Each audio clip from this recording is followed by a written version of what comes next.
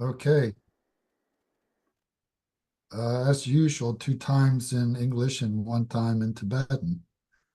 All mother sentient beings, especially those enemies who hate me, obstructors who harm me, and those who create obstacles on my path to liberation and omniscience, may they experience happiness, be separated from suffering, and swiftly I will establish in the state of unsurpassed, perfect, complete, and precious Buddhahood.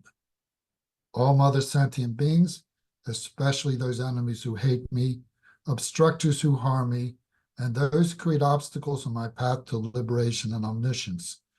May they experience happiness, be separated from suffering, and swiftly I will establish them in the state of unsurpassed, perfect, complete, and precious Buddhahood. Dagla Dongwa J Dra No Par J Tarpa Dang Tam Che Tian Pe Bardu Cho Par Pa Tam Che Kiso Pe Manang Kadang Nyam Pe Sem Chen Tam Che De Wa Dang Den Duk Nya Dang Drill Nyur Du Lana Me Pa Yang Dak Bar Zok Pe Jang Chup Rinpoche To Par Jang. Thus, until I achieve enlightenment, I perform virtuous deeds with body, speech, and mind. Until death, I perform virtuous deeds with body, speech, and mind.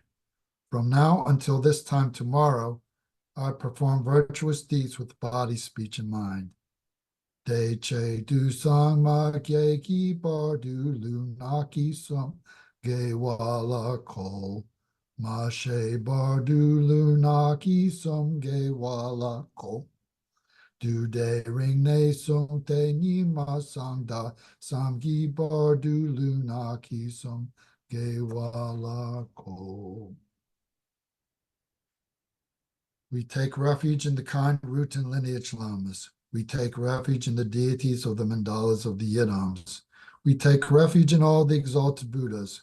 We take refuge in the perfect Dharma. We take refuge in the excellent order of the Sanghas. We take refuge in all the noble Dakas, Dakinis, and Dharma guardians, possessors of the eye of wisdom. We take refuge in the kind root and lineage lamas. We take refuge in the deities of the mandalas of the yidams. We take refuge in all the exalted Buddhas. We take refuge in the perfect Dharma. We take refuge in the excellent order of the Sanghas. We take refuge in all the noble Dakas, Dakinis, and Dharma guardians, possessors of the eye of wisdom. Drinchen Sawa Dang Yu Parche Pe Pal Den Lama Dampa Namla Kyavsu Chio. Yedam Kilkorgi La Sok Namla Kyavsu Chio. Sangye Chomdende Namla Kyavsu Chio. Dampe Cho Namla Kyavsu Chio. Pakpe Gundun Namla Kyavsu Chio. Pawo Kadro Chok Yong Sung Me Sok Ye Sheki Ken Chendang Dempanam La Kyavsu Chio. The Bodhisattva vow. Until I attain the heart of enlightenment, I take refuge in all the Buddhas. I take refuge in the Dharma and likewise in the assembly of the Bodhisattvas.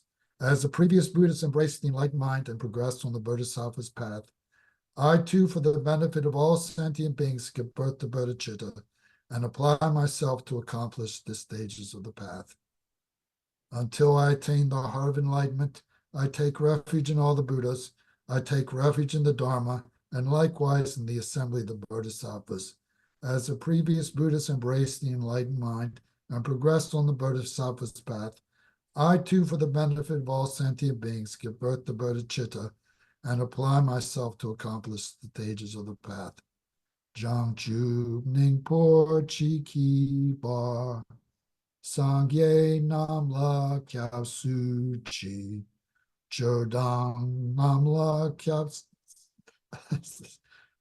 Jodang Jiangchu Senpai Soglang Deshin Kyao Su Chi Jitor Nangi Deshe Ki Jiangchu Tubni Ke Padang Jangchub Sempe La Pala, De Dagrim Shin Ne Pator, De Shin Drola Pendundu, Jangchub Semni Kegi Shing, De Shin Duni La Pala, Shimpa Shindu La Pargio. The short refuge prayer. In the Buddha, the Dharma, and the Sangha most excellent, I take refuge until enlightenment is reached. By the merit of generosity and other good deeds, may I attain Buddhahood for the sake of all sentient beings. In the Buddha, the Dharma, and the Sangha most excellent, I take refuge until enlightenment is reached. By the merit of generosity and other good deeds, may I attain Buddhahood for the sake of all sentient beings. Sangye chonki chodang soki chog namla jangchu bardu dagni kyau chi dagi jinso kye pe sonam ki drola penchir sangye drup harsho. The four immeasurables. May all mother sentient beings, boundless as the sky, have happiness in the causes of happiness. May they be liberated from suffering in the causes of suffering. May they never be separated from the happiness that is free from sorrow. May they rest in equanimity, free from attachment and aversion. May all mother sentient beings, boundless as the sky, have happiness in the causes of happiness. May they be liberated from suffering in the causes of suffering.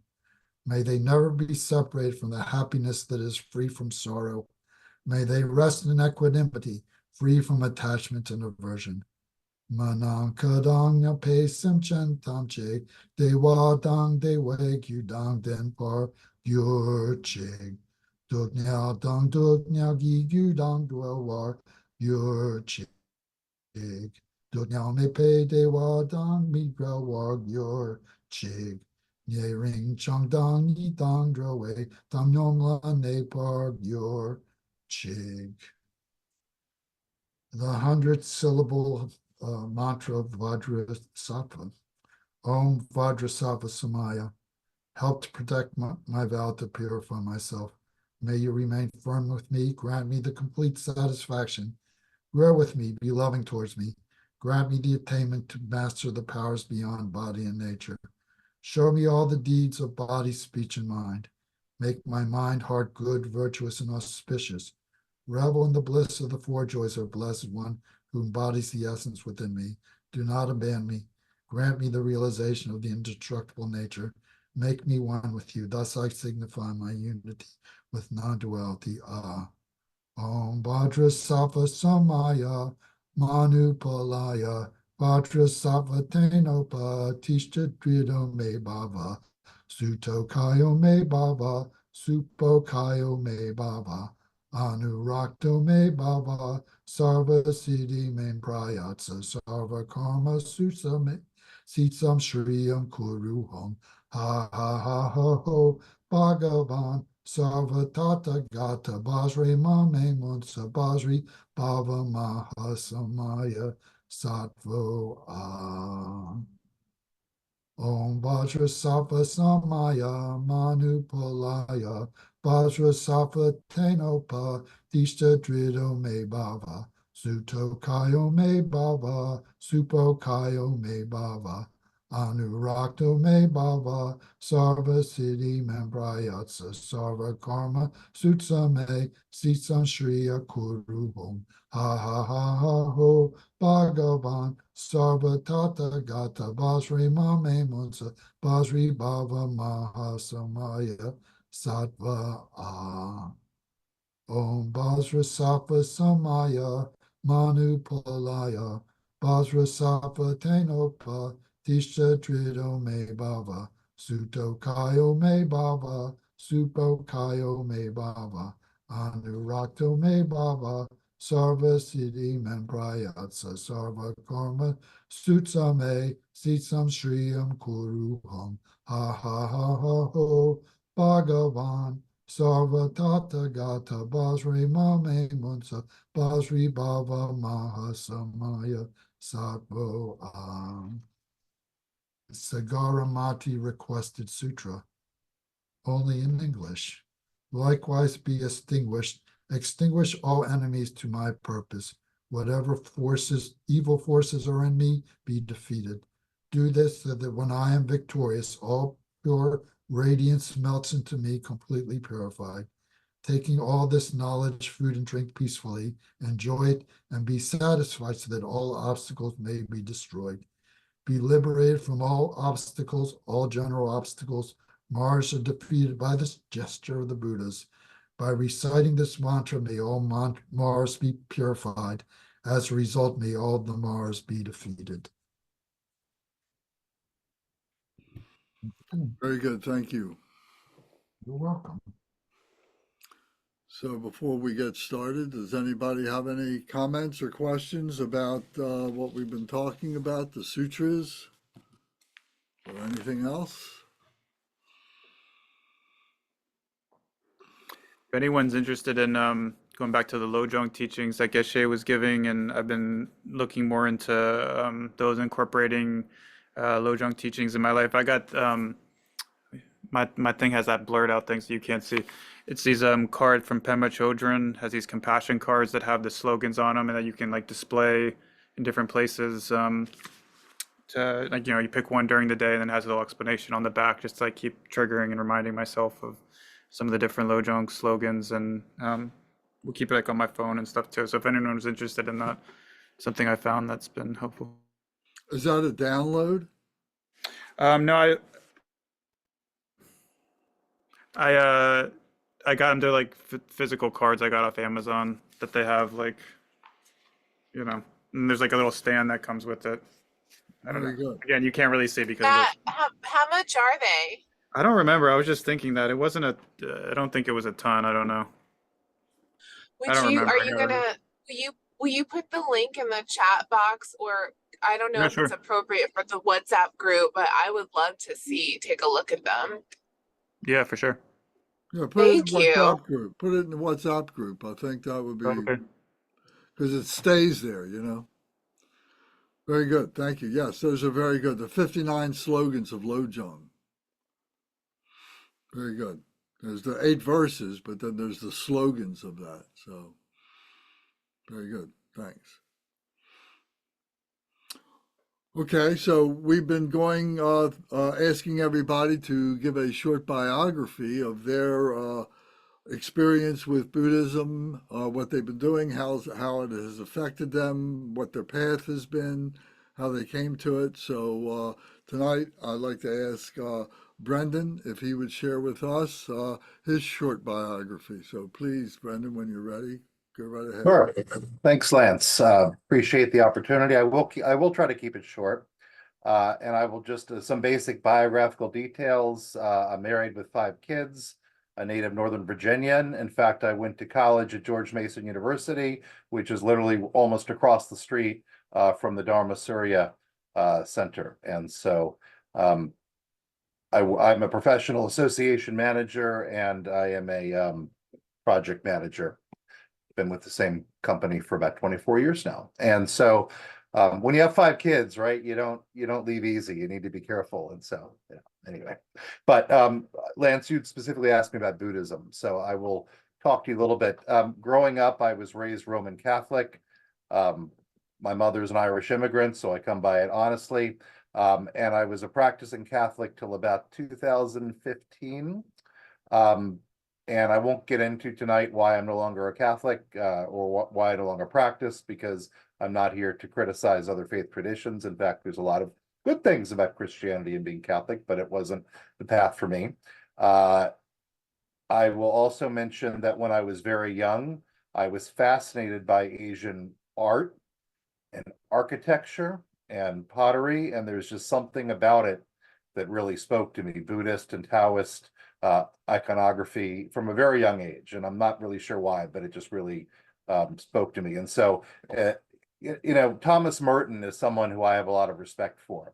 And Thomas Merton, I find it interesting that he had kind of a similar path to mine, although he died probably a good Roman Catholic priest. He did very much move spiritually to the east. In fact, my understanding is that many devout Catholics say you shouldn't read Thomas Merton's last 3 or 4 books because he's kind of gone over away from where he should be in their opinion. And so I find that kind of interesting. I had the opportunity to receive an empowerment at Lance's house last year in the summertime, which was wonderful. And Bernie and I were talking about the death of Thomas Merton over lunch. And at that point, I knew I had found my tribe when we were able to talk intelligently about that. There's things that motivate me, have fascinated me, and music. So you all may know I love 60s music. When Lance put Cat Stevens on at lunch in October a few years ago at the Dharma Surya, I was like, okay, that's good. That's a good guy. So I'll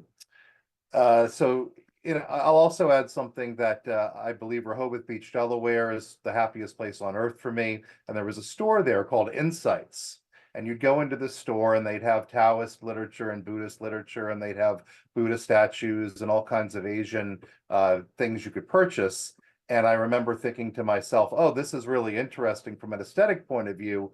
Too bad it's all nonsense, right? Too bad it doesn't really make it. And I don't believe that now. I want to be very clear, okay? But as a young man, that is how I saw some of the information in the store. I only appreciated from an aesthetic point of view. But now it's fascinating to me how much wisdom is in a store like that and how much you can learn. So one of my hobbies is to go to the used bookstore in Manassas, Virginia, and try to find all kinds of Tibetan Buddhist books. The more esoteric and the more rare, the better. It's kind of like cool to find stuff like that. I think that, I've talked a lot about superficialities, I think, but I'm trying to move towards a stronger meditative practice. And, I'll say that the other thing that really attracted me to Buddhism that's not superficial is the First Noble Truth. And I remember when I was Catholic, we'd pray the rosary, and I didn't really enjoy praying the rosary very much, but there was this one prayer in the rosary, mourning and weeping in this valley of tears. And I said, right on, that's it, right? That's my favorite Catholic prayer, where you say mourning and weeping in this valley of tears. And, when you look at the First Noble Truth, that's what the Buddha talks about, is we are in a valley of tears. But what I didn't completely expect is that the Buddha has a way out of it, and that there's a way that we can transcend that. And that's one thing that I'm really, working on now. And it's kind of just really challenged my thinking. And, this isn't an Arthur Schopenhauer discussion group. This isn't an Emile Cioran discussion group. This isn't a group where we cry and be negative. Buddhism is a tremendously positive metaphysical system in philosophy and religion, if you understand it, if you understand how the Four Noble Truths operate. And so I think the last thing that I'm going to close with is, I made some notes very quickly. Oh, yes. One thing that I've become interested in is Pure Land Buddhism. And, what does that mean? And I've been reading a lot of Zen recently. And, with Zen, it's all in the present moment. It's all very practical. It's all in the here and now. And, trying to contrast, what is the Pure Land? Is it where I am right now and appreciating my kids and what I have? Or is it something more mystical? I have this mystical bent towards me. Is it something that happens after you die, and trying to, how much of it is the practical here and now versus something a little bit more mystical and esoteric. And so that's something I'm kind of pondering and reading about and learning about and trying to understand.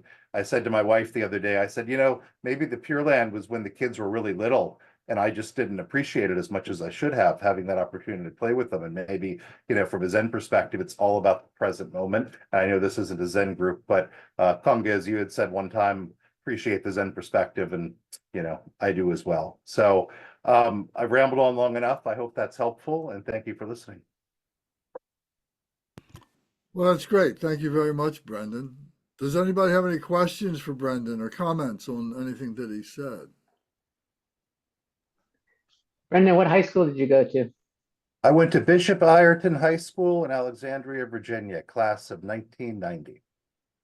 I went to Chantilly High School in Fairfax. Oh, okay.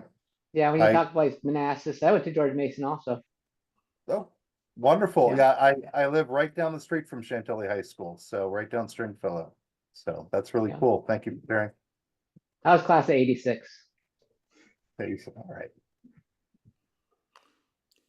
So one question I would have, and that Yeah. is, you made a reference to your Catholicism, and Yes. you don't feel yourself as being a Catholic at this point. Do you ever feel that there's a universality? Actually, Catholic, the word Catholic means universality, doesn't it? Yes. Yes, Latin, very much so. Yeah. So do you have a sense of the universality, if you will, with all the different traditions, all the different religions, that in their essence, there is the same essence that they all are talking about, whether it's Catholic, whether it's Christianity, Protestantism, whether it's Islam or it's Judaism or whatever, Buddhism, whatever. Have you noticed that? Well, I'll tell you one thing I have noticed is when you look at certain Catholic mystics like Saint Teresa of Avila or Saint Augustine or people like that, that there is a mystical bent about them that I find similar to certain Buddhists. Let me put it that way, that, mystics are all kind of from the same continent, the same country, and that whatever we may think about a hierarchy or, an institutional hierarchy, that the mystics don't really concern themselves very much with that, in my opinion. And so I think there is a universality about mystical experience and meditation. So I do. I don't know.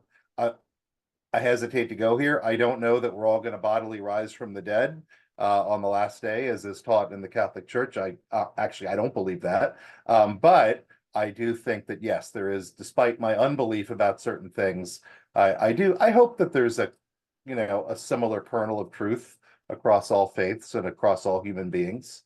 That's what we're really looking for, right? Is to stop killing each other and fighting each other in wars, and to live as a brotherhood of man, as John Lennon would say. So that's my answer. Very good. Thank you. You're welcome. Thanks.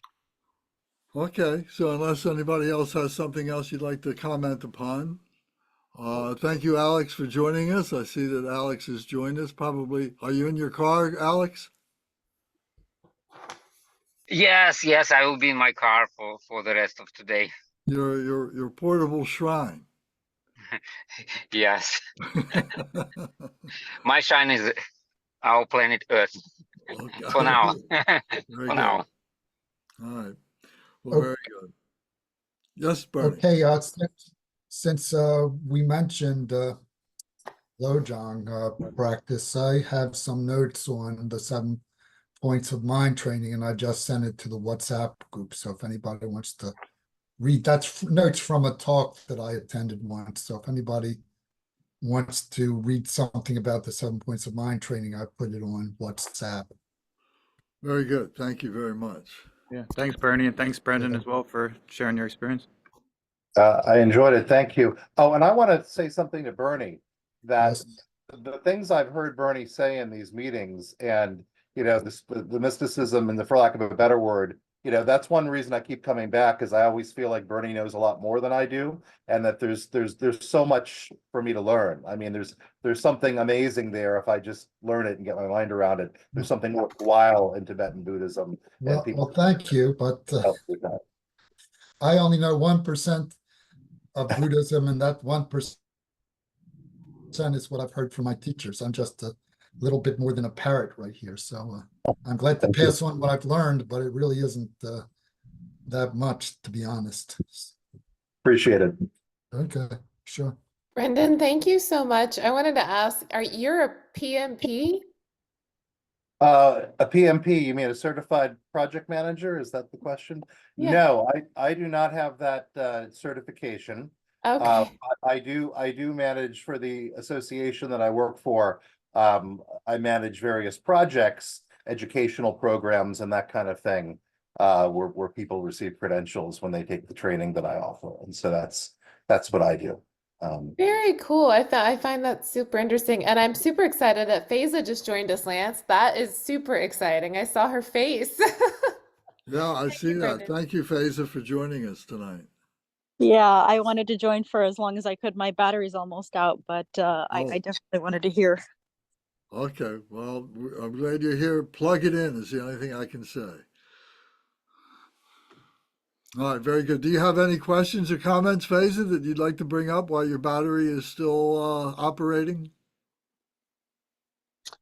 I do not have anything specific. I'd love to hear where you guys are picking up off. Okay.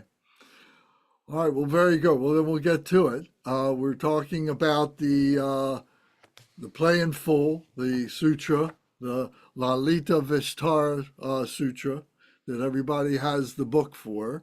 We're still on book number 1, and we're in chapter 4, and we're in chapter 4, point 16 is where we are right now. So we've been going through each stage and we've been categorizing, groups of these. So you can go back to YouTube and see our past meetings. And if you have any questions about any of them, we'll certainly be glad to speak about them, either, in a group setting or one-on-one if you have any questions. So there are 108 or 109, depending how you count these, verses to this. And we are on number 34, which would be 4.16, the first of 4.16. What we just came from, what we spoke about last week, was the 4 practices and then the 4 knowings. So these are very interesting. I invite you to categorize these. I've categorized these, and that's what we've been using as a guide here. So you can categorize them yourself. If you read these a few times, maybe you'll see a pattern in them and be able to make your own categories for your reference. Because reading this one time, just as a very brief introduction, reading these things over and over and over again is the study of the sutras, and where we really begin to recognize the message and to align it with ourselves, to see how we have been following on this kind of progression for our whole entire lifetime. So with 416, so this group here are the 4 thoughtfulnesses of effort. So in other words, that we have to project, we have to engage, we have to have a conduct of effort, and the thoughtfulness that propagates that effort is what these next 4 in 4.16 are saying to us. So the first one says, conquering pride is a gateway to the light of the Dharma, for it leads to the perfection of wisdom. Conquering pride is a gateway for the perfection of wisdom. So our pride is telling us that we know it all already. We don't need to go forward with this. I've got this sussed out. I've lived to be 70 years old, or I've lived to be 60 years old, or I've lived to be 50 years old. I've got a family. I've got a business. I work in a company. I've got this all sussed out. I don't need anybody telling me what to do. Well, that's a false pride. And that prevents us from being able to recognize and to be able to cultivate wisdom that is beyond what it is that we think we know. When we have that kind of pride, we're shutting ourselves off from that which we haven't recognized yet, that which we don't know. We don't know what we don't know. And so in the spiritual world, as we talk about this spirituality and so on, there's many, many things, there's many nuances of so on that we need to be familiar with in order that we can use as springboards to be able to recognize our spirituality. We are spiritual beings, whether we recognize it or not. All beings are spiritual beings, whether they recognize it or not. They are all physical beings, and they're all intellectual beings, but they're also spiritual beings.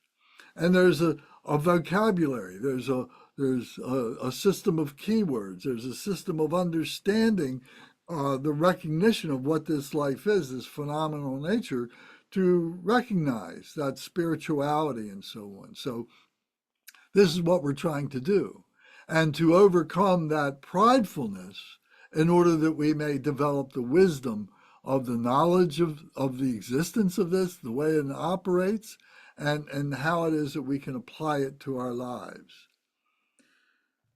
Does anybody have any comment on this point?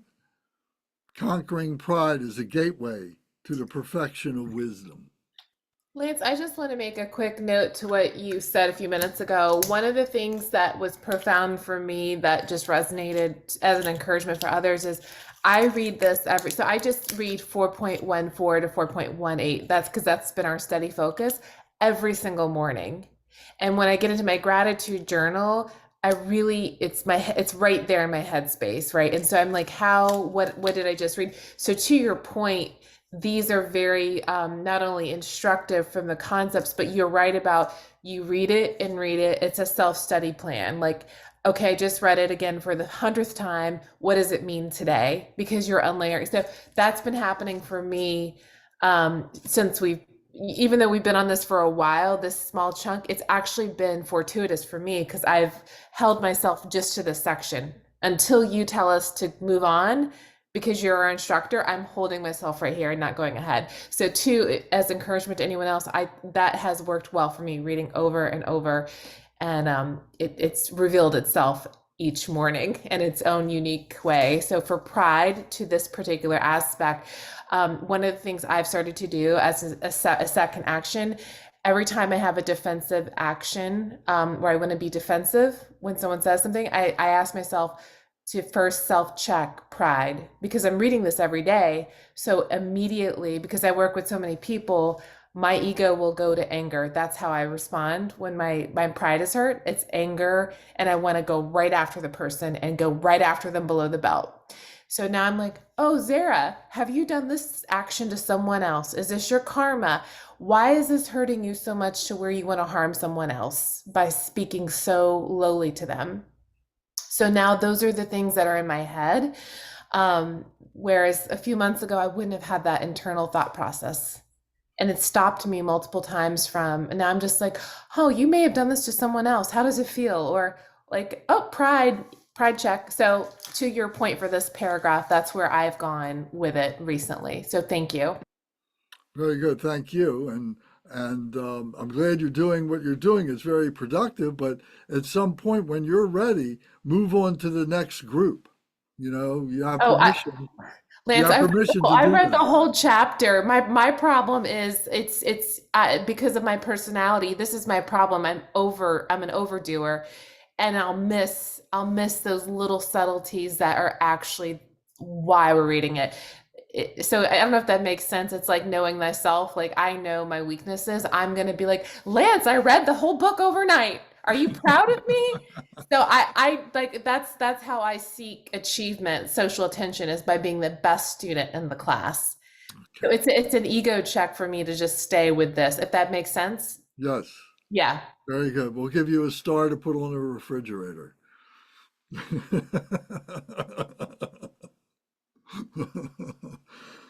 Okay, so moving to the next line, which would be the 35th of these lines in 4.16 is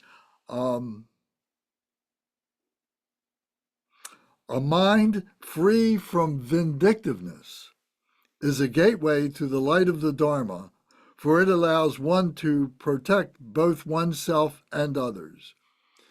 To say it again, a mind free from vindictiveness, trying to get even. If somebody got over on us, or we think that they got over on us, or something like that, if we eliminate that, if we can be free of that sense of vindictiveness, that we have to do that, we have to square this with somebody else, we have to stand up and defend ourselves, that we've cut ourselves off from being able to truly protect ourselves and others through the freedom that comes from not feeling opposed, that there's going to be differences of opinion.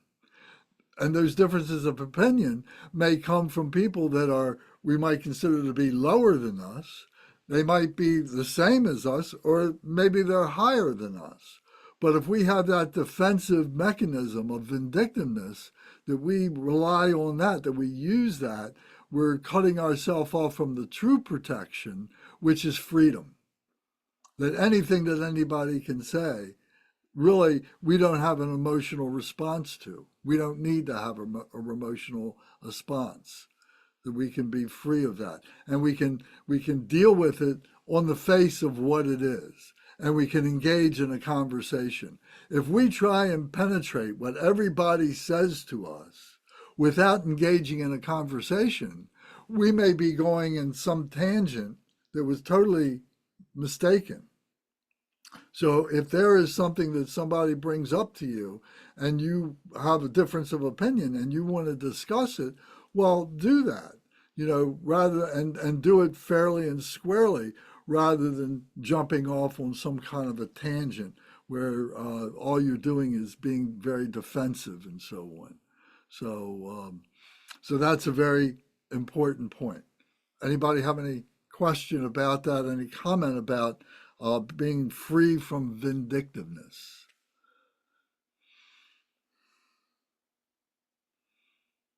I'm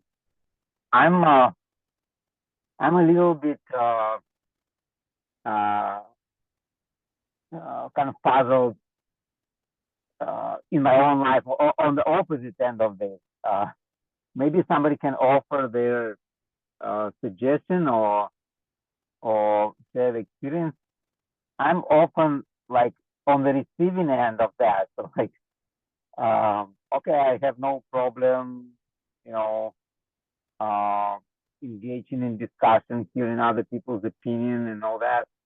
But somehow, when I'm kind of bringing up that there is potential, other opinion, other point of view, some people do react, as if their opinion doesn't matter, or as if they, being not heard or like taken seriously.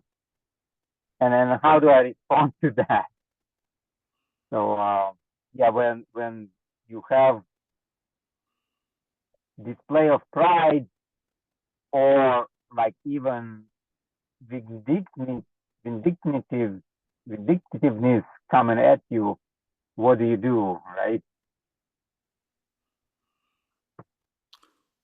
Alex, are you wanting to know like how to actually handle it like with like a verbal script, or like are you wanting to talk about it more like abstractly of like internal thoughts, like what someone may think about in order to pacify negative energy, or do you want to know how to verbally handle it out loud?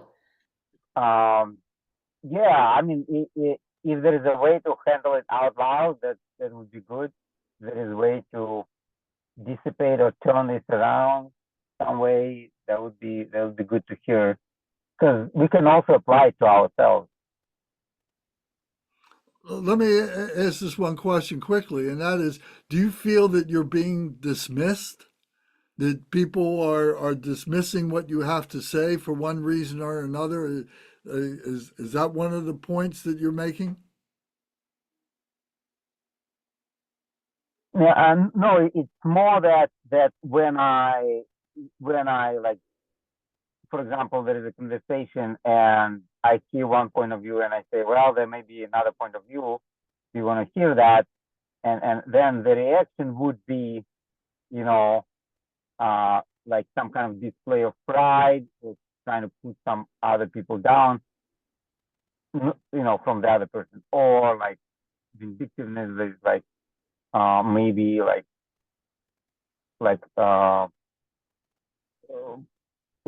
attacking them because of their opinion that contradicts. So yeah, how to deal with those situations coming at you? All right. Well, we've got a few counselors here in our group. Does anybody have a word of advice about this? Matt may have an Brendan, go ahead. Yeah, Brendan. Well, I'm not a counselor, but I have read Dale Carnegie. And I'll tell you how Dale Carnegie would say to deal with it. He would say, that's an interesting perspective. I've never thought about that before. Golly, never considered that. And just kind of, let them believe that the earth is flat or whatever. But I'd rather hear from a real counselor. Well, no, I think that's a very good point about Dale Carnegie, because I took the Dale Carnegie course many years ago. And really, there are passages in the 37 practices of the Bodhisattva that would say exactly what you just said. Oh, let me put that person on the crown of my head. They're asking a very good question. They're saying a very good thing. They know more than I do. Tell me more. Help me to understand your point of view. That's it. So for like both Brendan and Lance are right, Alex. So from a verbal script, because I have to coach, people are really not great at accepting and receiving feedback and just because of the type of work I do. You have to learn how to be a good receiver of things you don't want to hear. And you also have to learn how to be kind in telling things people may not want to hear. People immediately go to defensiveness or want to hit you below the belt when they have to hear it, or they shy away from having to give it. So exactly, if you're the receiver of something like that, exactly what Brendan and Lance are saying, say something neutral and diffusive, like, oh, that's interesting. I always tell people go have 3 or 5 go-to script statements that you can just automatically use, like, so your brain doesn't have to think, that's interesting. Oh, I never thought of that. Come up with 3 or 5 of those statements as soon as you feel that energy, because that will neutralize the person right away. They won't be like, oh, this person's attacking me. They'll be like, oh, this person's neutral. And then give them, just listen, just be a listener and observer and really listen. And then summarize, okay, so I heard you say this. So then summarize in 2 to 3 sentences what you believe. Is that correct? Okay, cool. I have some ideas. Is this a good time to share them with you, or would you like to schedule another time? Just like that. So diffuse, listen, summarize, and then just offer the opportunity to provide expression of your opinion now or at another time. So it's like 3 to 5 steps. Everything to me is like a repeatable formula that I do this with my family when I'm in a fight, professional things, and also knowing, like you said, when to pick and choose what your discernment, like what really gets your energy. Maybe you're like, I actually don't care. I'm just going to listen and tune out because maybe it's just vibrationally not worth your energy. You also have to have that discernment where you're just being kind by listening and you don't really need to say anything. Is that helpful, Alex? And Matt, if you have something, please add. Yes, Alex, how does that land on you? Oh, that lands beautifully. I heard that many times from other sources. So yeah, it's good to have that confirmation. First, really listen and repeat. I think people do appreciate when, even if their opinion is not accepted, but at least it's heard and being repeated. And maybe move discussion to another time. That's also a best strategy. That's, by the way, I'm also fan of Dale Carnegie. I read some of his books translated in Russian at some point. But that was not part of. I don't think that he had that in his advices. But that's a great advice. Sometimes there's a group dynamic that puts people off. They don't want to have a discussion in a group, for many reasons you can imagine. Or sometimes it's just a question of time. This isn't the right time. But, to dig into that a little bit and say, well, would you like to have a one-on-one conversation? Or would another time can we have a personal conversation on the phone or something like that? That's what I think Zara was saying as well. Oh, that's another great one. Yes, thank you, Brian.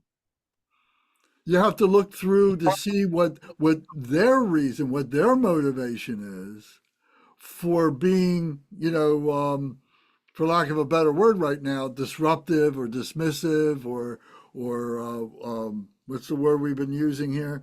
Is their vindictiveness or something. They're coming at you. What's their reason for doing that? To get into that without offending them. Yes, usually there is some kind of trauma in the past, or a negative experience that they want to be on protective side rather than like opening mind side. So yes, that's a good point. All right, very good. Thank you. Does anybody else have anything that you'd like to comment on? I don't know if anyone else has this experience, but it's so hard not to like well, Lance, maybe you're not, and maybe Bernie and Debbie. Like I'm still at a place where my mind goes to how dare you and I'm gonna get you back. It's like repatterning that those thought cycles. I don't know if anyone else can resonate with that, where it's like unfortunately still almost like a reflexive thought. Well, Is that's that exactly what we're talking about. Isn't that vindictiveness? To have that kind of thought, couldn't that be qualified as vindictiveness? How dare you? Yeah, and I guess my question is for anyone who wants to share, when did that stop, or did you notice it shift subtly where you're like, God bless that person? Like, where like the softness comes in, like the gradual shift. Was it just slowly more of your thoughts like let go of how dare you to, oh, this person, I need to have compassion. Because like it agitates me, and this is my ego, to not be able to just immediately just be that way. Does anybody have a comment about that? Well, yeah, no, I'm still from New Jersey. Um, yeah. No, I haven't gotten over it. I was actually sitting here waiting for us to discuss the grudges one, so because I think there's interesting linkages, so I'm gonna let you talk.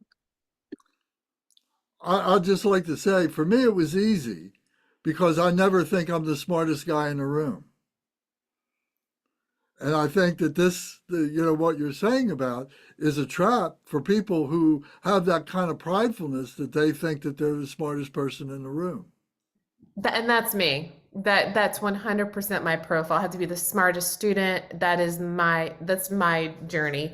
I feel like Faiza, were you going to say something? I'd love to hear you. Your mic came off. I'd love to hear if you have comments. Oh, I was gonna say that I can resonate with that 100%. I'm not at a point where I've been able to transition to compassion immediately on the spot, but I have noticed that because I'm very reactive, and I think like you, I resort immediately to anger, and that's a learned behavior from my caregivers, and I haven't been able to shake that off completely. But I noticed that after some time has passed by and I've calmed down and my feelings have neutralized back to their baseline, then I have the space to find that compassion. I just can't, this really frustrates me. I still can't do it in the moment. I just have this impulse to be reactive, and I can control it at work because I have to, but there are other times where I just have to say what I have to say because I think it will make me feel better, but it won't. And then time passes by and I've neutralized and I regret it and I do find compassion. Is the compassion for yourself or for someone else? No, it's the ability to see someone else's perspective. I have trouble doing that in the moment when my feelings are all over the place. But no, the compassion is for someone else because I'm not always right. And that's the fact. And even if I am right, I don't want to be the person that rubs it in someone else's face because, that's not good for either one of us. Well, then how about the compassion for yourself? When you realize that, what do? Do you just keep on dancing around trying to find the right words? Or you just realize, I'm going in this deeper than I need to. I just need to shut up. Well, yeah, I do tell myself that I need to shut up sometimes, but what do you mean when you say compassion for myself?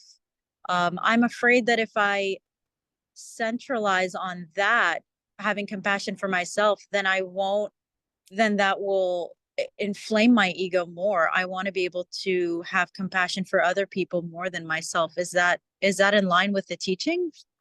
I think it's at the base of the teachings. I think that what we have to do is recognize our own foibles first. Okay. We have to recognize ourselves. We have to recognize our motivations, the 5 poisons, why we have these different degrees of suffering, these emotions, and so on. So we have to forgive ourselves. We have to have compassion for ourselves. We have to learn how to overcome ourselves and before we can really be effective in helping other people. Okay. You know, as the example always goes, they talk about in the airplane when you know, put your own mask on, save yourself first before you can save somebody else. Yeah. So I think that the vindictiveness or whatever we're talking about here is a defense mechanism for our weakness to not be able to have the right words to be able to deal with somebody else coming from a different direction. So we have to humble ourselves to be able to have compassion for ourselves that maybe I don't know the right technique to do this. Maybe I need to bow to them and say, well, help me understand this. I'm not understanding this. You know, the back of my neck, the hair on the back of my neck is raised. You don't have to tell them that, but you need to have them help you to diffuse that. That makes a lot of sense. One, Can I So say something? Matt was going to say something. Oh, I'm sorry, Bernie was going to say something too. Sorry, I don't want to step on anybody else, but I don't know, dealing with other people is difficult. I find that people generally treat you the way you treat them. If you treat them with kindness and respect, 4 out of 5 or 5 out of 6 people will probably do the same to you. That last person is pretty troublesome, and sometimes it's just to avoid such people when it's possible. Now, I find it's easier to have compassion for people the better you understand them. The better you understand yourself, the better you're going to understand other people as well, because the same emotions are working in you that are working in other people. When you understand why you get angry, you'll have a better understanding why other people get angry as well. So the more you practice, the more you can be patient with yourself, and the more you can be patient with other people as well. So it all comes from understanding. It all comes from understanding, because there's no reason to be angry with somebody if you understand where they're coming from. And I would think that counselors, people who do like counseling, would be very good at that. But of course, I wasn't in that world. So yeah, just try to understand yourself, and automatically the compassion will come from that, I think.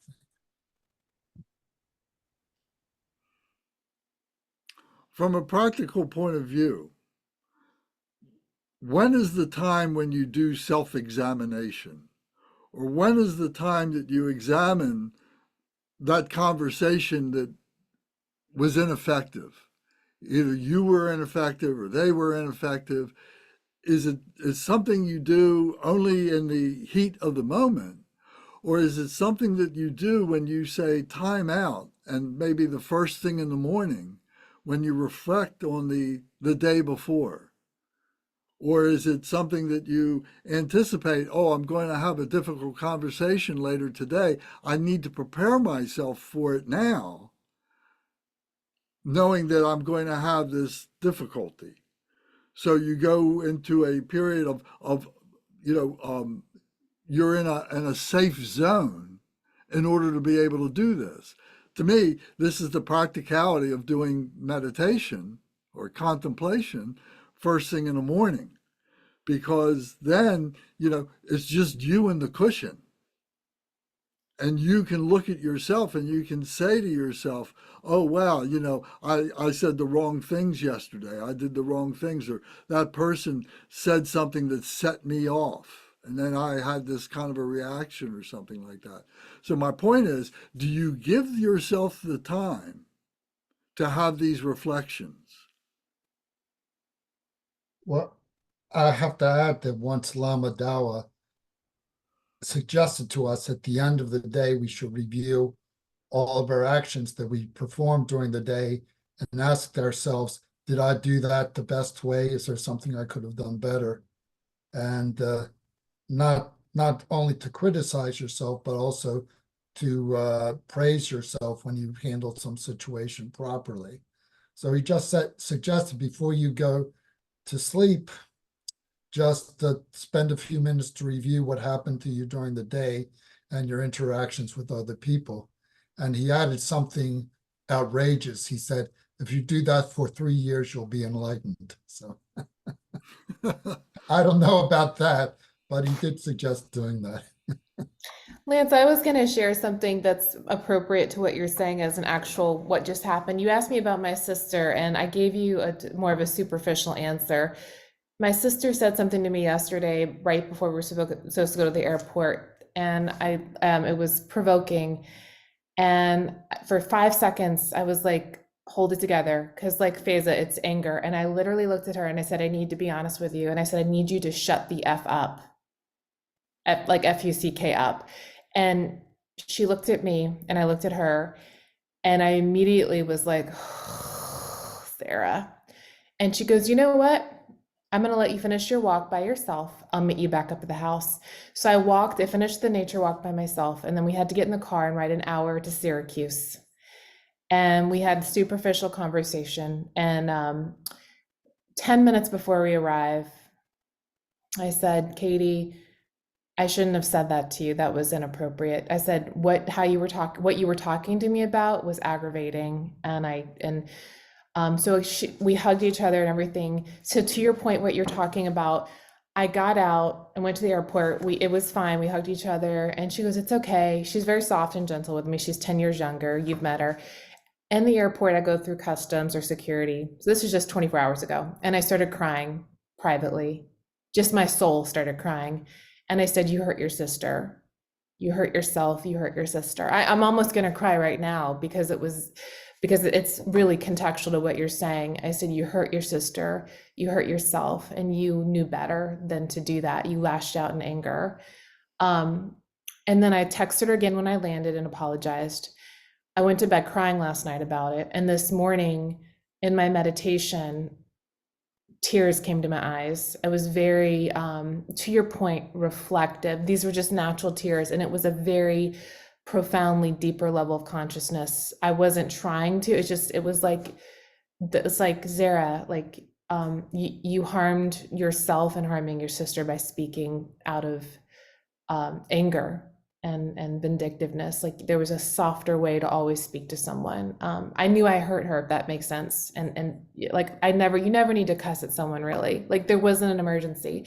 But to your point, Lance, I sat on the cushion this morning and cried with my eyes closed, like the tears. And so what you're saying is actually accurate. I had to digest my misbehavior.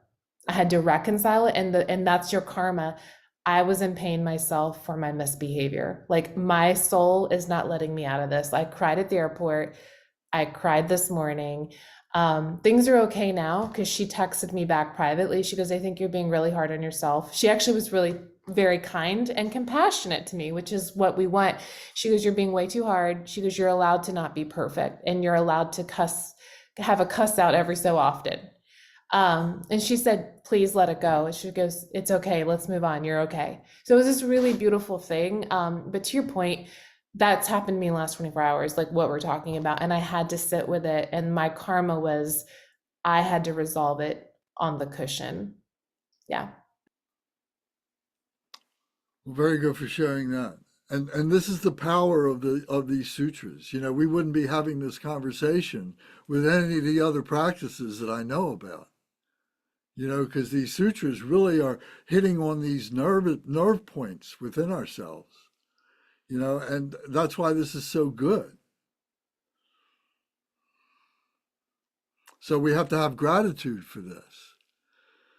You know, it's full of epiphany and cleansing, and it's wonderful.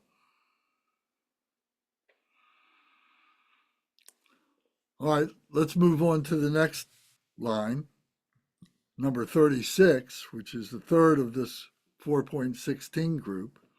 It says, not holding grudges is a gateway to the light of the Dharma, for it allows one to be free from regret, to not holding a grudge, to letting go. So in the example that Zara just raised, that her sister, apparently, what she said at least, did not have a grudge against her sister. She was ready to forgive her sister. She was forgiving her, making her feel comfortable and so on.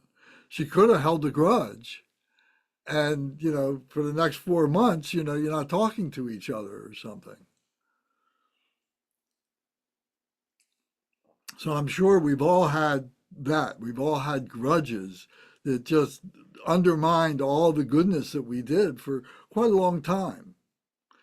Debbie, you made a point about this a little bit ago. Do you want to comment on what grudges meant to you? Oh, I want to tie them all together. Well, what I was just thinking is the Dalai Lama said this, and of course it was an article or something, and I don't know the reference. But he was talking about karma, and he said, it's not that you are punished for your anger. The anger is your punishment, right? It is not, it's very difficult to get rid of. I mean, so many of you are psychologists, we have a neuroscientist, and where does the anger come from? Well, the eye sees something, right? And it goes to the amygdala where anger comes from, because it's a defense. You're defending yourself.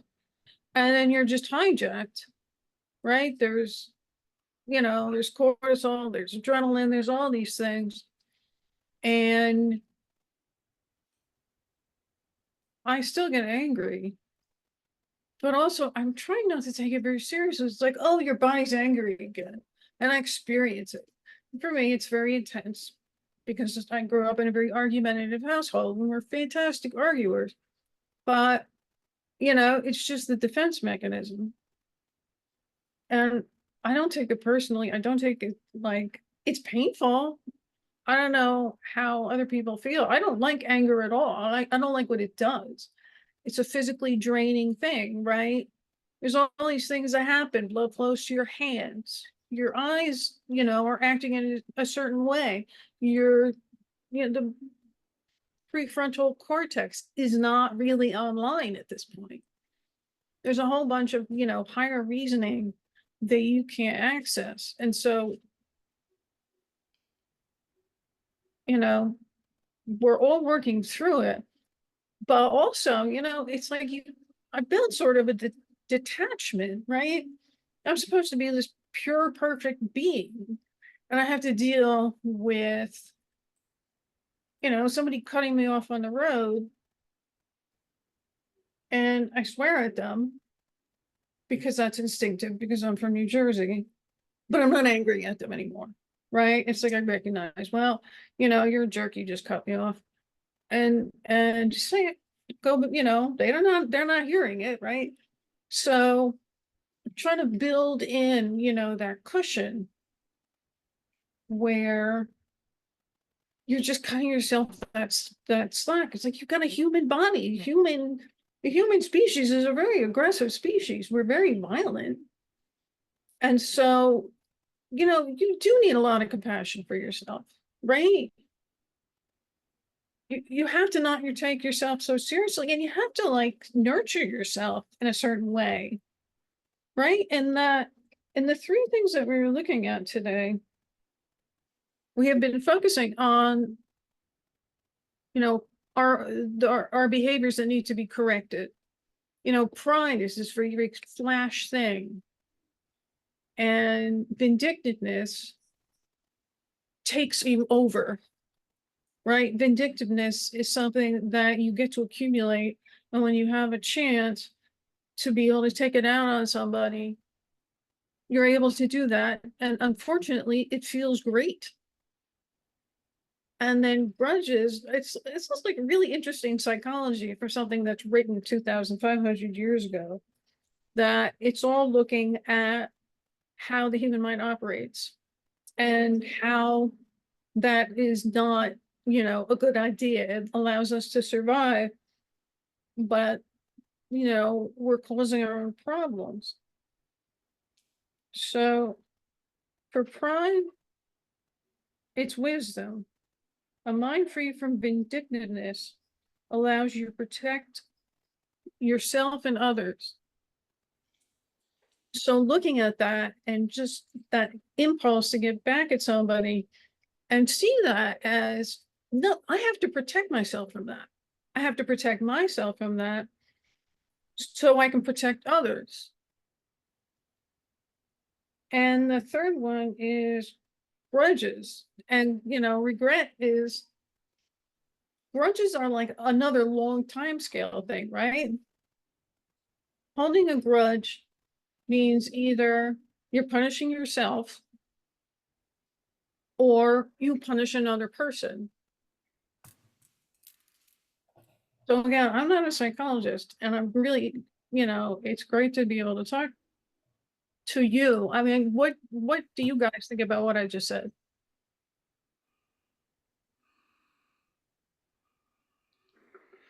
I think it all makes a lot of sense, and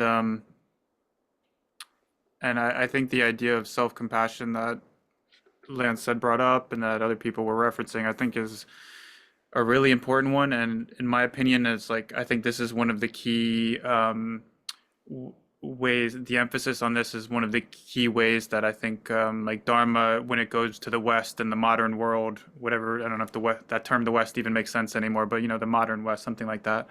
I think the emphasis on that is really important in a way that might not have been for Tibetans, based on my understanding, or other cultures. And I remember like the reading, I don't know how true it was, but I don't know, it was like one of B. Alan Wallace's books or someone where someone was asking the Dalai Lama, like kind of early in his time coming to the West, about self-hatred or something like that. And the Dalai Lama had a very hard time, and the translators had a very hard time really grasping the idea, and that there was this kind of problem. And it took a lot of back and forth, which it's to highlight that point of like, but it's so present. And like, even just seeing, like, looking at the people that I saw today in my therapy practice, like, it's so much of it, the externalizing behaviors and the way it looks with all of these people I'm thinking of that I saw today is very different. Some of it's very externalized anger, some of it's more of a kind of collapsing in on oneself or isolating, but comes down to a sense of inadequacy and like kind of aggression towards oneself. And I know that's very much the case for me, and I don't externalize things with like the anger in the same way that some of your other patterns. For me, it very much goes to this like self-hatred, shame, self-loathing. That's like my reflex when there's something that's triggering me in some way. But yeah, I think the self-compassion, like the holding a grudge against ourselves, it's all kind of the same shit, It's all the self-cherishing and the ego patterns and stuff. It's just different ways it comes up. So the anger is towards yourself more than it is towards anybody else, that you're getting upset over some set of circumstances. And then you get angry. Yeah, you get angry at yourself for being angry. And anger, I've heard it expressed, you can do for months, you can be perfect. You're doing everything really good. And you're developing, a kind of a pride. Well, I'm doing pretty good. I haven't gotten mad at anybody, and things have been good, and I've been sharing with everybody, and I've been talking to people, they've been talking to me. Everything's been good, but then there's this one moment of anger where it's like pulling the rug from underneath your feet, and all of a sudden this big thing happens that you stew over for the next 6 months or something. It's a good thing we're not carrying guns around. We'd probably be killing each other, over these kinds of things, that maybe people have done in the past or something. But it's that kind of violence, it's that kind of anger that just changes the whole dynamic. All the good things that you did prior to that moment of anger did not protect you from that moment of anger. And may I add something to that? Actually, being too perfect, it can be dangerous to ourselves, because let's say we manage being very perfect and very, polite and like, for me, it's being on time everywhere and all that. And then suddenly you don't, something happens, like your mind is not present, and you don't do what you usually do, and then everybody is disappointed. Everybody is like pointing finger at you, and you're now not the hero anymore. So it's coming down to haunt you. So like for myself, I'm just saying like, okay, I'm not a perfect person. I never want to be a perfect person. I'll just try getting better, a little bit better day by day. So when I'm doing that, I'll probably be somewhere on the path, where I want to get. And then another thing I wanted to add is maybe we should recognize that the like holding grudges and being vindictive is kind of a natural thing to do. And even animals, I think, do that. And I remember at some point I watching some of these YouTube videos and all that. I've seen that like one animal, small animal, like would kill babies of a bigger animal. Not because they wanted to eat or they were hungry, but because they kind of intuitively knew that when these little animals grow bigger, those bigger animals will come back to hunt them or eat their own babies. So like I think if we keep that in mind, we will can say, okay, like this is what animals do. That's natural thing to do for survival. But well, we can also say we are not really animals anymore, and there should be some distinction between us human beings trying to reach enlightenment and poor animals that have to survive and they don't have much intellect and all that.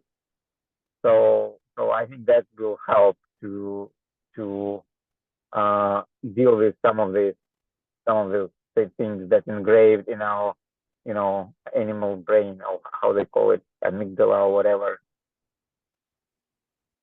So what would you say is the human quality that allows us to not fall into that trap of being, having grudges or being vindictive or behaving like animals like you were just describing? What is that quality, or is there a group of qualities that that human beings have? Is it a question to me or to everybody? Well, to everybody, but being as though you brought it up, maybe you can answer that question. Oh, first thing that comes to mind is self awareness, like self reflection. Oh, this is me who am doing that. Do I really need to do that? I mean, if I do that, does that really help me in the long term? So there's a thoughtfulness. So there's a thoughtfulness. There's a process of looking into this. Yes, not just thoughtfulness, but also self-reflection. Yes. That many animals don't come to. But it's an effort that we have to make. It's not something that just falls out of the sky, so to speak, or just flows up out of us. It's something we have to be aware of, and we have to, cultivate that thoughtfulness of effort, of what pridefulness is, what vindictiveness is, what grudge is, how we are affected by those things either on our own behalf or when as a reaction to other people,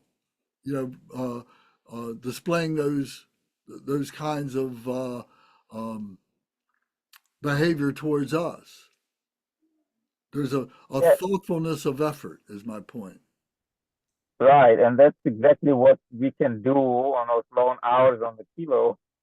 I mean, for some long minutes or long hours, but that's a perfect place to be when you sit and meditate or post meditation. So I'm Yeah. going to use this as a gateway, as a segue to this fourth point in this group, 417, number 37.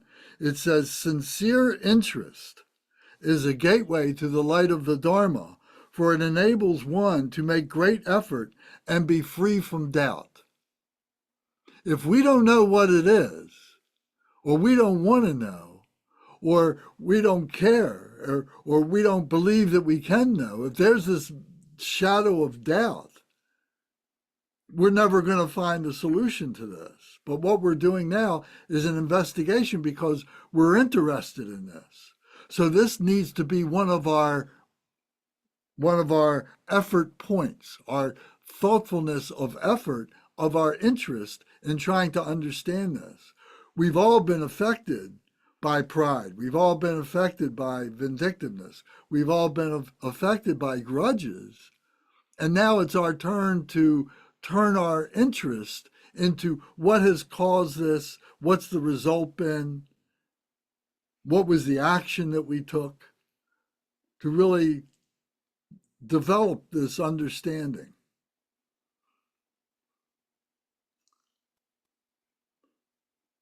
Yes, I would want to add.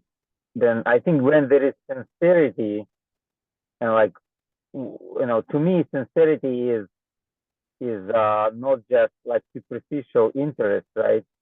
But it is a willingness to get to the end, to the root of it. So it's like not stopping halfway, but really getting to the root cause. And I think sometimes that's it's a long way to get there, or a long time, like observing our own mind and how it works, and in different situations. So I think that element of sincerity is important because things are covered by many layers, accumulation of time and things. So I think that's great verse too. Lance, to your point, things for me shifted profoundly when I became intentional about the Dharma versus like, oh, I'm just showing up or whatever. There was a distinct shift. And then there was also something that was just a distinct change where I had this aha moment where it was like, no, like walking around, I get it. I'm like, I was walking around under diluted, like everything was like this conventional way of living. And then all of a sudden it was like, really, the game is once you're born, as quickly as possible, your spiritual bank account should be a billionaire as quickly as possible. When we've got it all wrong, because by age like 8, we're taught your conventional bank account's what matters. And once you have that switch and you get it inside, you can't undo it. You can't undo that understanding. So now I've had that, I get all those passages like hurry up before death gets you. And I get it. Like you want to be a millionaire in your spiritual bank account before your body passes. I get it now. And I didn't understand that until I became very intentional about these teachings and what they're doing for me. Kind of like Brendan said earlier, before it was like, oh, that's pretty Asian art. It doesn't really work though. It's just really pretty to look at. And I love the chimes and the bells. Actually, it works. You got to read a little bit and figure it out. And that's the intentionality of the Dharma if you're blessed to come across it and then have someone guide you. So that there's truly a meaning in there. I am a better human being, and I was a good human being. I'm going to say that with confidence and compassion to myself. 5 years ago, I was a good human being, Lance. I am exponentially a better human being inside substantively because now I understand and I get it fully. I get it with intentionality. It's not superficial, conventional actions. They are so heartfelt at every moment. Everything I do in kindness, I understand it at such a deep level, whereas before it was just autopilot. Yeah, it's shifting. Thank you. I'd like to get to the next 3 points.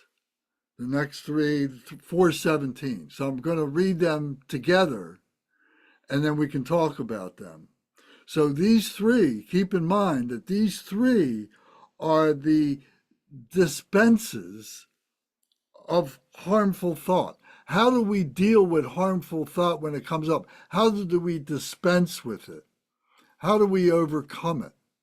Is what these 3 points now are aiming at. So the first one, 417, which is number 38 of the 108, is investigating repulsiveness is a gateway to the light of the Dharma, for it enables one to dispense with thoughts about one desires, to dispense with the thoughts about what one desires. That's investigating repulsiveness. The next one is absence of malice. Malice is harmful activity, harmful actions. The absence of malice is a gateway to the light of the Dharma, for it enables one to dispense with vengeful thoughts. The absence of malice, that I got to get even, right? And the last one is absence of stupidity is a gateway to the light of the Dharma, for it clears away ignorance. So stupidity in this case means someone who may have the ability to be able to understand, but is allowing their ignorance, putting their head in the sand, so to speak, to not fathom it out, to not make the time, to not make the effort. That's an intelligent person who behaves stupidly because they're not trying to understand more. So these 3 dispenses of harmful thought, how effective are these in view of the 4 thoughtfulnesses of effort that we talked about just a few moments ago? Kunga, you've been pretty quiet on this tonight. Maybe you can start a conversation with that. Yeah, sure. I was thinking that these 3 reminded me of the 3 poisons: lust, hatred, and ignorance. And these are like antidotes to the 3 poisons. So like the idea is you overcome lust. So you overcome lust for physical lust, like for the opposite sex, by imagining what that person looks like under their skin. The anatomy, that kind of thing. That's a pretty traditional way of approaching lust for the the celibate monks. You imagine what things look like when they're decaying. That way you're not attracted to them, especially with sensual lust. And then the idea of hatred, you basically try and overcome hatred by thinking about love. It's the antidote for hatred is love. So how do you show compassion versus hatred? How could you show compassion for someone who you might normally think you'd need to hate?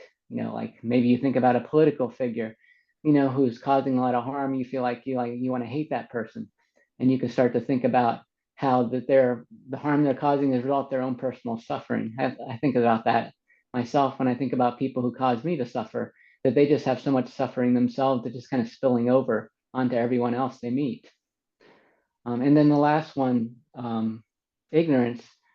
The antidote to ignorance is just knowing the Dharma, knowing impermanence, and knowing no self, and knowing and what's the last one there? Permanence, no self. Can't think of the third one there. The suffering of life.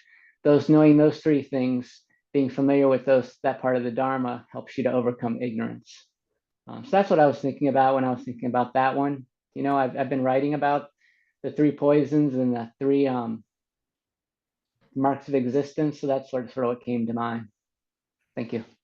What were those 3 points that you were just raising about ignorance? It was suffering, and then what were the other 2? Suffering, impermanence, and no self, the 3 marks of existence. And that, you know, being familiar with those, seeing those things helps you to overcome ignorance. You know, seeing that all beings suffer, you know, all beings are impermanent, and all beings lack an inherent self, you know, that they're all interdependent. So, thank you. Thank you. Anybody else like to comment on this? Kunga, that was really helpful. Thank you. It sure was helpful, and I think that this part of the sutra right here, investigating repulsiveness, which is what Kunga was just talking about. There's a fellow by the name of Fleet Maull who went to prison, federal prison, for a long time for trafficking drugs. He's also a Buddhist. You know, he's an accomplished Buddhist. And he actually brought a meditation practice into prison with them, and he worked with prison hospice, trying to help the prisoners and help them with their spirituality. But he talks about the charnel ground in Tibet, and that there are actually certain lamas who will go into the charnel ground where there's all the dead, decaying bodies, and they'll live there. And they do that because, you know, once you've been through that, it's kind of like nothing bothers you, right? So it's I think that we could all learn something from that. We want to be comfortable, don't we? Right? We want to. We spend so much money on being comfortable or being attractive, but true growth, I think, comes from making yourself uncomfortable.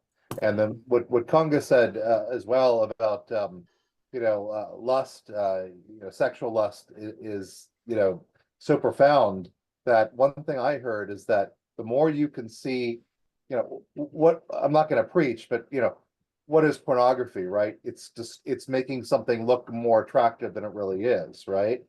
Where the opposite of that would be, you know, seeing, like, right, what was like Kunga, in people's own bodies, like what's going on in your digestive system, right? What's going on under your skin? I mean, that would be the opposite of making something appear nicer than it really is. So I think I butchered that, but my heart was in the right place. Thank you.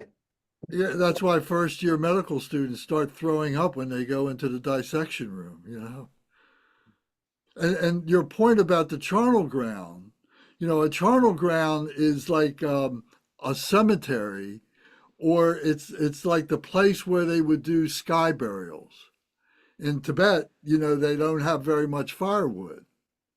And so they would have sky burials where they would take the human body that dies, and they would cut it up in pieces, and the birds would come and the jackals would come and so on, and would feast on the body, you know, because the ground was too hard to bury it. It was frozen ground. They didn't have the wood, so they fed it to the animals, which was a cycle of life and so on like that. But the point that I think that Brendan was raising was that there is a dissection in the charnel ground.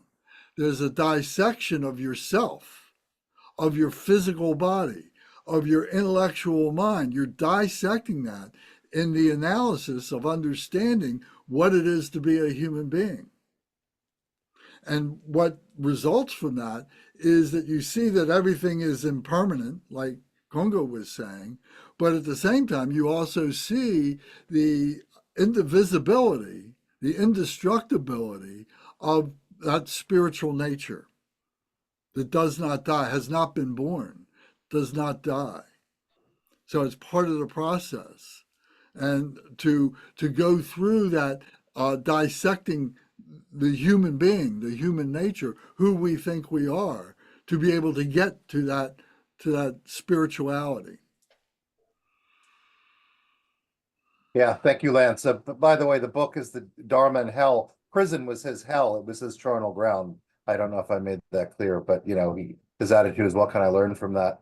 I also want to say to Zara that, it's interesting because we were talking earlier about not holding grudges. And what's the one thing I'm hearing from a lot of people, who we're all holding grudges against? It's not other people, it's against ourselves. And I just found that Zara, I had an awful Sunday yesterday, and an argument in the home, and I'm feeling some of the same things you are, so you're not alone. Thank you, Brendan. Gavin, you joined us a little bit ago, and I'm wondering if you have any comments that you'd like to make about these topics. I am not with my books, but I don't have my books, and yeah, not holding a grudge. What I thought about with all that was kind of like when COVID came out, and everybody had their opinions, and I walk into a grocery store, and someone's like, well, hey, you need to put a mask on your face. And then I'm like, in my mind, like, how dare you tell me that? Like, really? And this whole like thing that happened for 2 years, and it got down to, I just want to get out of my car and go put some gas in my car, and I can't walk in the gas station without someone asking me to put a mask on my face. And so I had to learn to, to be humble in my mind and be like, I guess if someone else has an issue and they're being manipulated by the state, to have that and carry that vibration in their mind, that it would make them feel more better for me to have an adult diaper on my face, then I'll just go ahead and wear one. And so I walk around with an extra face mask always on my left hand, just in case, because most of the time the way I operated during the situation was to, be free and to realize the health risk involved, on both sides with wearing a mask and, breathing back in my own breath, and versus, not wearing a mask.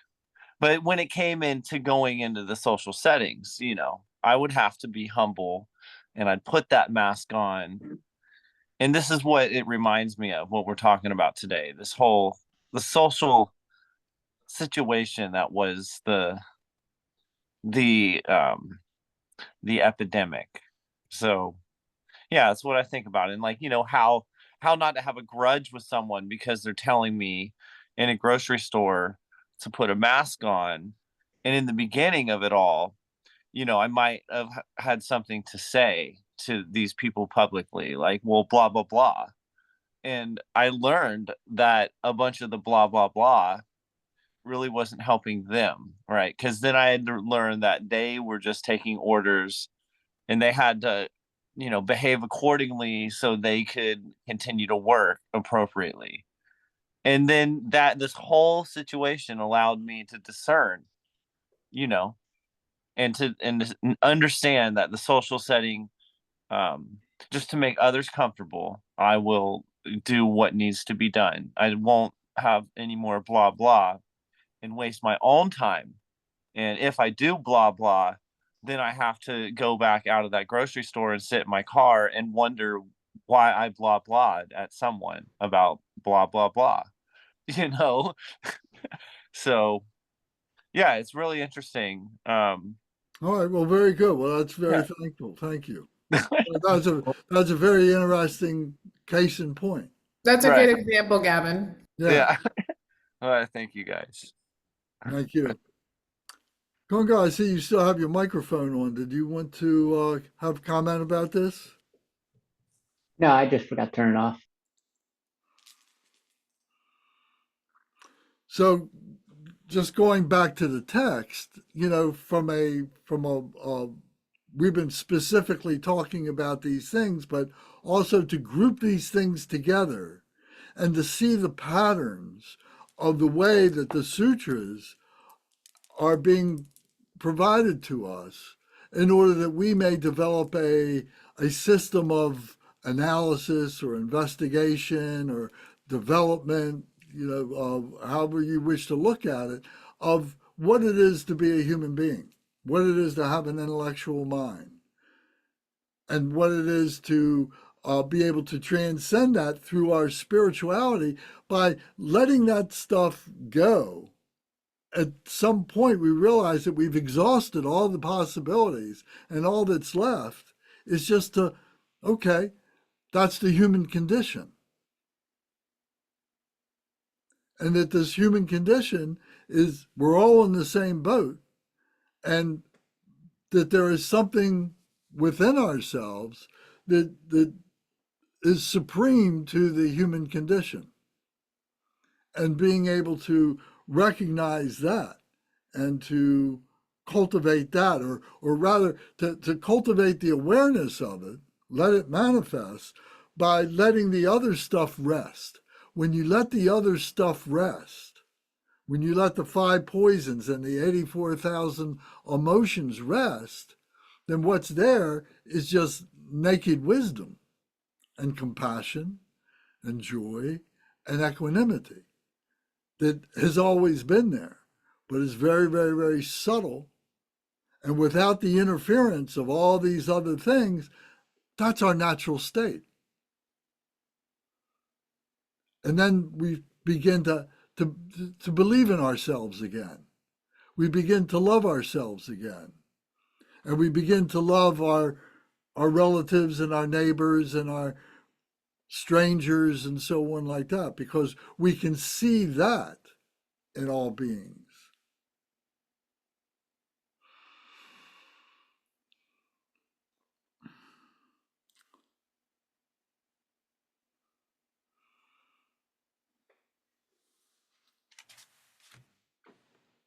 Any comments or questions? That was very well put, I think. Also, what just been said is alludes to the pridefulness that we sometimes feel. Like, as a scientist, I caught myself feeling proud. Oh, hey, I'm a scientist. I know about viruses. I tell people what to do and what not to do. And lo and behold, like, there were half of the things that I thought right, and turns out to be not quite. Many things we all learn that what we think is not totally, maybe it makes sense, but not really correct in the broader scheme of things.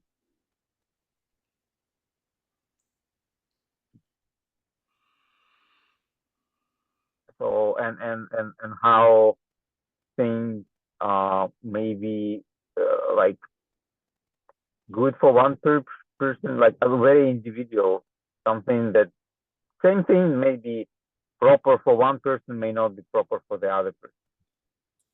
And that keeping in mind that interdependence of everything, and uniqueness of each situation, and that helps to keep our mind open and keep our pridefulness in check, I would say. That we don't know what we don't know many times during the day. I'd like to ask Bernie to comment on something. When Kungo was talking about the ignorance, and if I paraphrase this wrong, forgive me, correct me, but we were talking about the ignorance of suffering, the ignorance of impermanence, and the ignorance of self, what self is. And self is a very, very, very, how should I say, obtuse kind of a subject. I have myself. I am self. I exist, and so on. And what we're trying to get to is to realize that there's no self. I'd like to ask Bernie to comment on that because this gets very metaphysical. You want to talk about no self and how we understand no self? Self Now, and no self, yes. okay, well, first we have to identify what that sense of self is in order to contradict it. And we might have a general idea, but the more specific we can be and the more we can notice it, the better, because then we can look at it more closely. So first we have to understand it's that sense of being, when something happens, that sense of being attacked, that sense of being threatened. For instance, if you hear a noise outside your window and you look outside the window and you see that somebody has crashed into another person's car, you aren't so upset. But if they had crashed into your car, which is parked on the street, of course, you're going to be more upset because that's your car. It's a sense of me and mine that's there. So it's hard to deal with the sense of self in these very emotional moments, of course, but it can help us get a sense of what that sense of self is. It's that sense of there's something which can be threatened, something which could possibly be destroyed, something that we have to worry about, something that we have to protect. Uh, that's that is really ourself. And it goes I mean, obviously, there are physical dangers that we have to worry about. This is something more than that. People worry about things like their reputation and things like that, which have nothing to do with really protecting your life or anything. It's just protecting your ego at that point. So when we see all this energy that we put in every day to enhancing our sense of self, to protecting that sense of self and defending it against other, we really spend a lot of energy and a lot of time doing that each and every day. It's all wasted energy because what we're protecting is something that doesn't really exist. We're spending a lot of energy and we're spending a lot of time worrying about something that need not be worried about because it really has no reality. Now, that's to get some sort of sense of what the sense of self is. Now, when we practice meditation, a lot of different thoughts come up, but as we continue to practice meditation, there'll be sort of gaps in between the thoughts. There'll be times when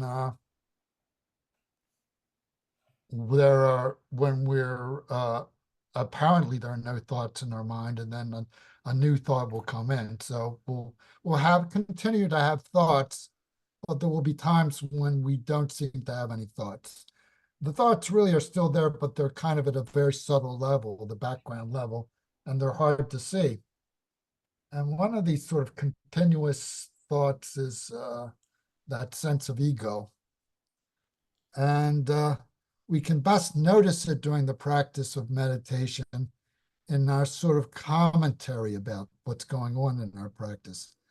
For instance, we might be bored, or we might be impatient, or any sort of feeling than that, the sort of commentary that goes on about how the meditation is going today. We might have a sense, oh, things are going well today. It's that sort of comment, that sort of criticism, that sort of comment, that sort of sense of unease that happens in the state of meditation that really needs to be looked at very closely, because our sense of ego is very much tied up with that kind of thinking. Not so much our ordinary thoughts of the day, what we're going to do later today or what we should have done yesterday, but it's that sense of commentary about our meditation right now that really needs to be looked at very closely.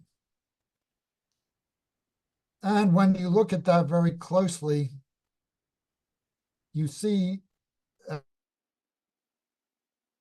as I said, in these more threatening situation, there's a sense of something that needs to be protected and or pleased. You know, we have to do some like a beast that needs to be fed. And we at a certain point you can understand that you can just let go of that, be free of that. There's no need for it. They're just thoughts like any other thought, and they have nothing that they're connected with. They're just things that arise in our mind, and there's no reason for them, and they don't have any basis in anything, but they seem to be important at the time. But if we really look at them, they kind of sort of dissolve. And that's really, I think, in the practice of meditation, how we can get in touch with that sense of selflessness. So I hope that isn't too vague, but that's the best I can say right now. Very good, thank you. Has anybody, not to put you on the spot, but has anybody had that sense, realization, experience of exhaustion, mental exhaustion, investigative exhaustion? And you just say, I just can't think about it anymore because it's just this circle that keeps going around. I keep going around the same thing. So Brendan's shaking his head in the affirmative. Hmm? Has anybody else had that awareness, that experience? I think I did where I don't know, I started crying. I think that was an exhaustion for me where like I stopped, like, there was no need to fight anything, if that makes sense. And it was just like, I don't know I don't know. And maybe I'm wrong. Maybe that was me digesting it at an ego level, but I'm thinking about what happened today on the mat for me, where the tears came without thought. And if I had just I don't know. I'm going to Okay. contemplate it. Okay. Brendan, why don't you explain your reaction to that question? Well, I mean, I've been in situations in my family life and in situations at work where I've just, not recently at work, but I have been in situations where I just didn't know what to do. And I just felt overwhelmed. And I got to the point where I thought, if I devote any more brain power to this, I am just going to go in circles. It's just going to, you know what I was thinking, Lance, is fear and worry is very much like that, where you can ruminate over a problem or a concern, and you get to the point where it's just thinking about it is just spinning your wheels. It's doesn't get you anywhere. So Is there an anguish over that, or is there a letting go of it? ooh, both. Certainly anguish at first. But I mean, last thing I thought we'd be talking about tonight is Dale Carnegie, but he also has a book called How to Stop Worrying and Start Living. And he's at some point he says, look, you've just got to confront the inevitable and say, if this is my lot to have this really bad thing happen to me that I'm worried about, okay, it is what it is. And so eventually there is some detachment from that. Now, I think that that's kind of a dualistic idea. I mean, what we're trying to understand is that there is no really good and bad things that can happen to us, but I'm not there yet. I want to get there. Bye.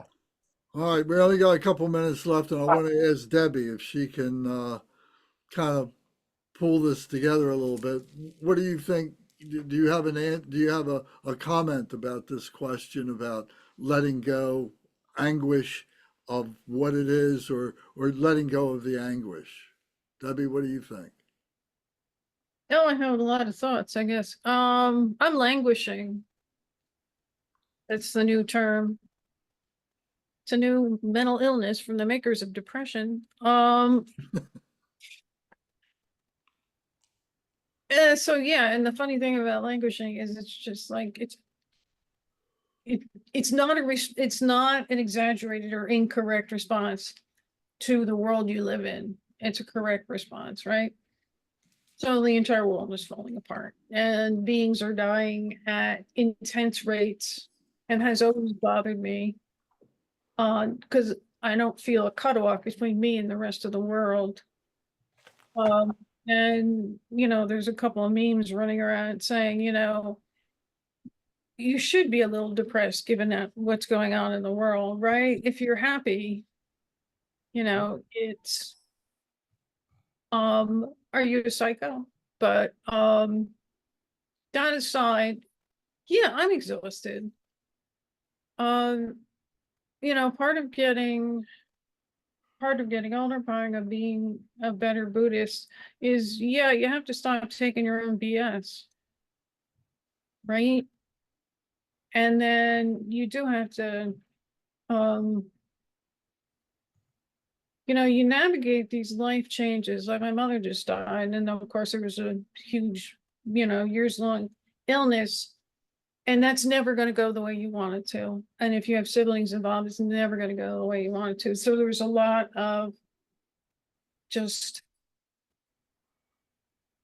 letting go because there's nothing you can do. There's so many things and so many factors. You have to just look at your own limitations, and you're not giving up on the people you love. But if you can't get them to move, you can't get them to move. Which is a funny thing because it's not very uplifting, and usually I try to say uplifting things. But Right. There's one thing that is uplifting, and that is, it was sometime last week, I think, we did a meditation, and it was a great meditation.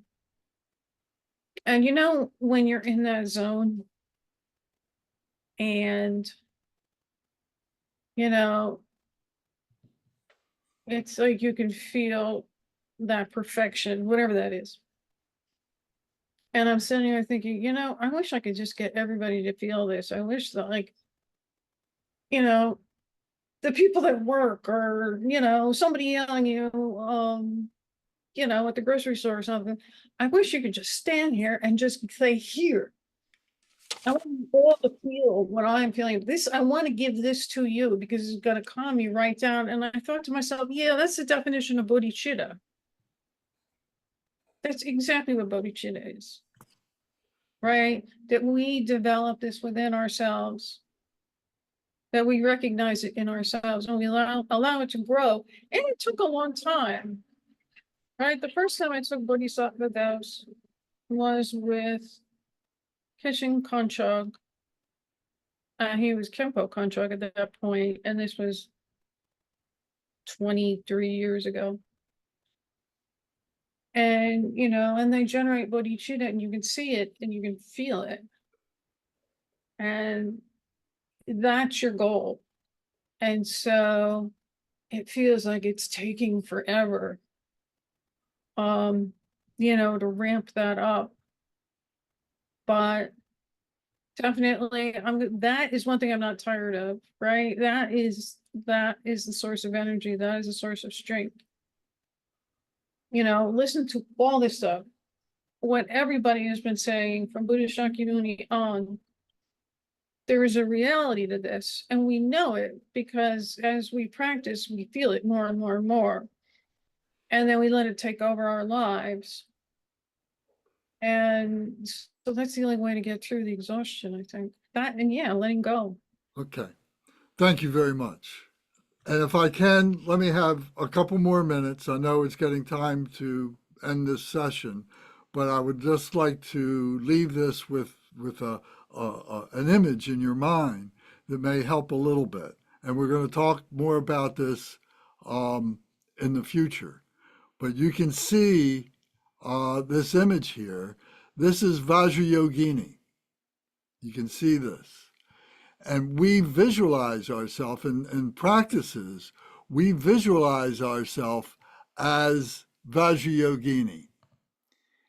And she here is in a dancing position. Her body is in a dancing position, meaning that she is in this phenomenal nature and she has to dance. It's a give and take, it's a movement. And we're dancing in all the different things that happen to us, all the different events that happen to us. and so on. She's standing on a human being here. You can see that she's standing on a human being. And generally what this represents is that from being an ordinary human being, one transcends being a human being, an ordinary human being, into this transcendent dancer. She's Vajra Yogini, the indestructible Yogini. The Yogini says, so she is a Dakini, a Vajra Dakini, you could say. And she's a sky dancer. So, like I said, we would go into this in more detail later. But a key element here is that she is holding in her left hand, she's holding a cup that is full of all kinds of blood, excrement, pus, semen, things that you would consider to be disgusting and you would not want to have anything to do with, much less hold in front of you, and much less than that, than to drink. In her other hand, she's holding a knife. This is a curved knife.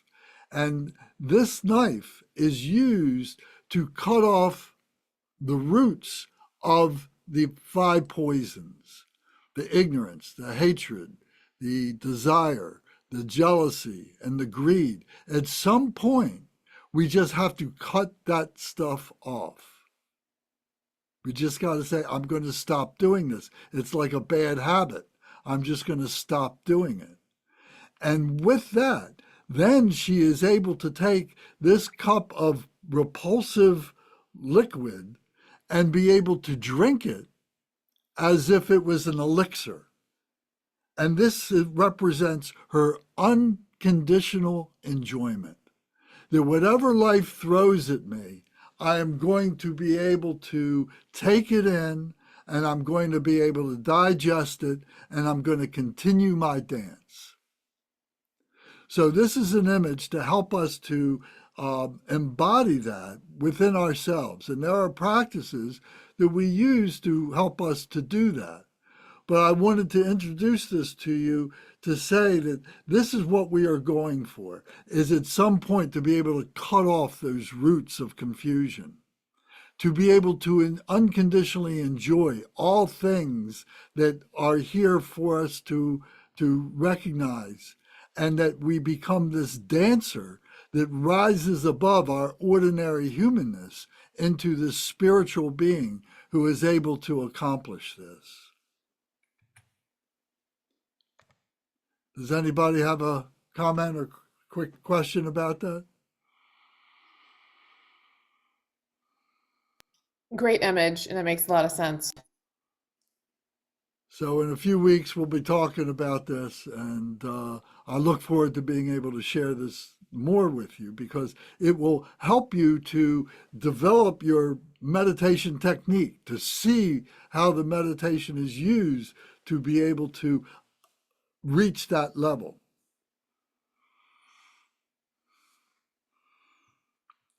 Okay, thank you very much. So, Bernie, if you don't mind, you are the Umze this evening. If you would recite the dedication prayers. So, using our red book, whichever of the prayers you'd like to do will be fine, please. Okay, I'm trying to. Page 35. Page 35. Here we go. Here we go. The dedication prayer by Lord Jigten Sumgön on page 36. Glorious, holy, venerable, precious, kind root and lineage lamas, divine assembly of yidams and assemblies of Buddhas, Bodhisattvas, yogins, yoginis, and dakinis dwelling in the 10 directions, please hear my prayer. May the virtues collected in the 3 times by myself and all sentient beings in samsara and nirvana, and the innate root of virtue not result in the 8 worldly concerns, the 4 causes of samsara, or rebirth as a Shravaka or Pracheka Buddha.